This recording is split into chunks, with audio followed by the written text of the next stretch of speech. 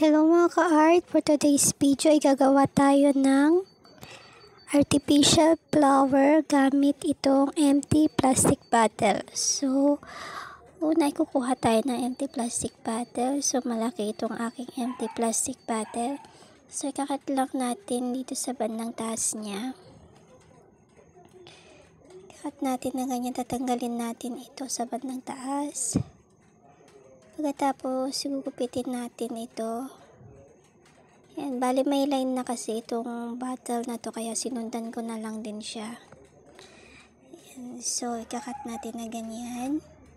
Magsishape ito na, gagawin nating shape na pabulaklak siya. Yan, yan. Tapos, iano natin sa bandang gilid niya para makapag-shape tayo ng bulaklak. Yan, ganyan lang siya. Sa gilid lang natin tatanggalin yung ano. Yan, so ito na siya. Ikat na natin at nag-corti na siyang bulaklak. So, sunod natin gagawin dito. Tutupi lang natin na ganyan. Pagkatapos,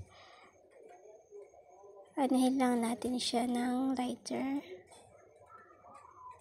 Yan, para mag-shape siya or hindi siya magbabaluktot o hindi siya tawag dito, hindi siya matutupi na sobra. Yan, so ganyan lang siya.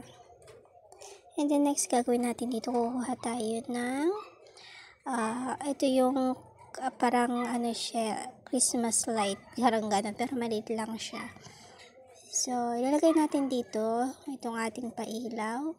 Pinuntasan ko na din itong takip ng ating empty plastic bottle dahil dito natin ilalagay yung ating pailaw. Ayan, so susot lang natin dito sa loob niya. Ayan, then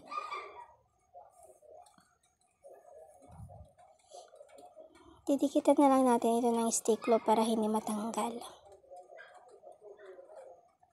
Didikitan natin ito ng stick glue.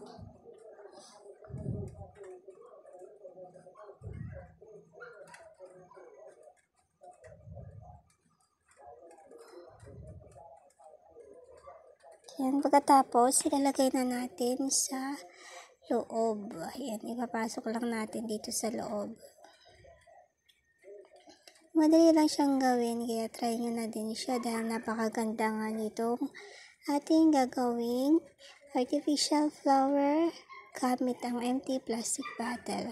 So next na gagawin natin dito, ilalagay natin ito dito, ididikitan ulit natin ng stick glue yung ating pailaw. Ayan, so itutupi lang natin, hindi na natin isasaga doon sa bandang taas niya kasi maiksi lang itong ating pailaw. Ayan, so hanggang dito lang siya. Huwag natin siyang isasagad. So, pagkakasyahin lang natin ito. Kasi medyo malaki yung ating empty plastic bottle. So, pagkasyahin natin ito. So, ganyan lang siya. Didikitan lang natin ng mabuti para hindi siya matanggal.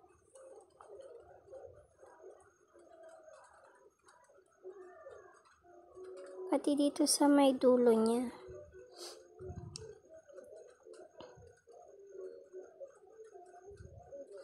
Yan, lahat ito ilalagay natin, pagkakasyahin natin ang ating pailaw. Ayan.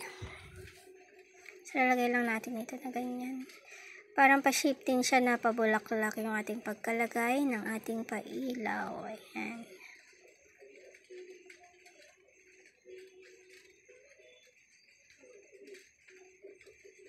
So, ito na siya. Nailagay na natin. Kita nyo naman, napakaganda na.